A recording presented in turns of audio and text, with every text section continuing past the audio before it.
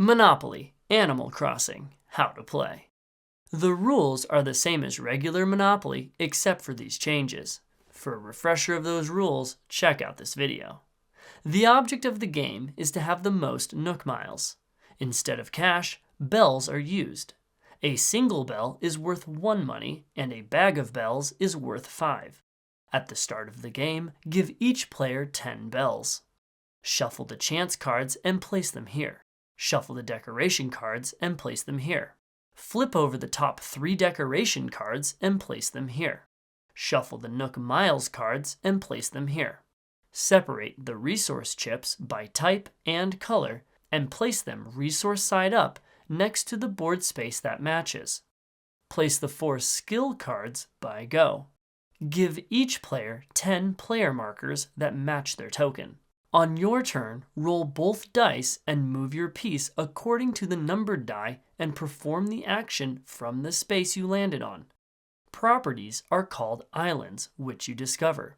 If you land on an undiscovered island, place one of your player tokens on that space and collect 1 matching resource from that island and place it in front of you.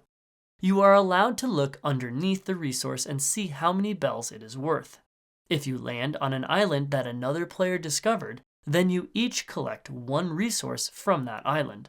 If there is only 1 resource left, then you, as the player visiting the island, get to take it. If you land on an island that you discovered, then you take 2 resources from that island. If there are no more resources left for an island, then you collect nothing. After moving and performing actions, you can then sell any number of resources you have of the type you rolled on the other die to the bank. Collect the number of bells on the back of the resources and place the resources back in the pile by the matching colored island. The leaf is a wild that allows you to sell any single type of resource of your choice. You don't have to sell anything if you don't want to. After that, your turn ends and the next player goes. You can buy, sell, or trade resources with other players at any time. The first time you land on or pass go, pick one of the skill cards available and place it in front of you. You now have that ability and can use it as indicated. You may only have 1 skill card and you may not trade them. Throughout the game, when you land on or pass go, you get to shop at Nook's Cranny. First, follow the rules of the space you landed on. Then you may, if you want, purchase any number of the decorations in the center of the board for the price listed on the card. Place all purchased decorations in front of you. When you purchase a decoration, do not immediately flip a new one to replace it.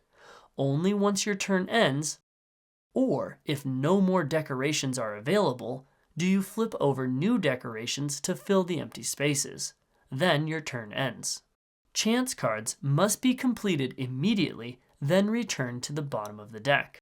If you don't have enough bells to cover the cost of a chance card, then you can raise money by selling resources to the bank. Return sold resources next to their island space. If you have no more resources to sell, after paying all that you have, then you do nothing and your turn ends. You are still in the game. If you land on a Dodo Airlines, then you may advance forward to any space of your choice before the next Dodo Airline space and follow the rules of that space. If you pass go while doing this, then you may shop at the Nook and Cranny if you want. When you land on a Nook Miles space, take a Nook Miles card from the top of the deck and place it face up in front of you. At any point before the game ends, you may pay the requirement on the card to earn Nook Miles. If you don't pay before the end of the game, then you score nothing for that card, or some cards will give you negative Nook Miles. It costs 5 bells to get out of jail, or you can roll a 6.